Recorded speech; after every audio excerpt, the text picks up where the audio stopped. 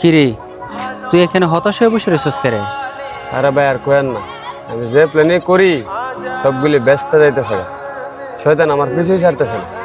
দৌড়, তুই একটা অফিসে চাকরি করস, ওই অফিসে তুই একদিনও যাস না। দিন শেষে কি তুই ওই অফিস থেকে বেতনের আশা করতে পারস? দৌড়, তুই পরীক্ষার হলে গেলি পরীক্ষা দিতে, খাতার মধ্যে তুই কোনো কিছু লেখস নাই। তুই কি ওইখান থেকে কোনো রেজাল্টের আশা করতে পারস?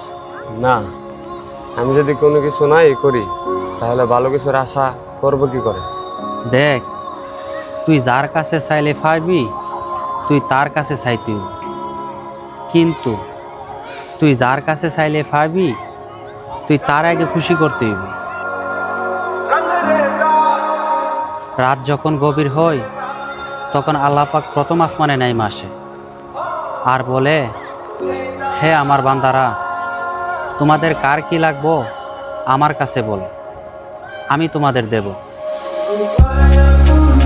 এই যে তুই এখানে বৈশা বৈশা মন খারাপ করে চোখের পানি ফালাইতাছস, এই চোখের পানিটা যদি তুই তাহাজ্জুদের নামাজ পড়া মুনাজাতে বৈশা ফালাইতি, তোর চোখের পানি পড়ার আগে আগে আল্লাহ পাক তোর মনের আশা পূরণ করে দিবে।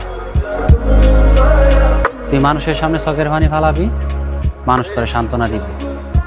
আর আল্লাহ তালার কাছে তুই চোখের পানি ফালাবি, আল্লাহ তালা তোর মনের সকল আশা পূরণ করে দিবে।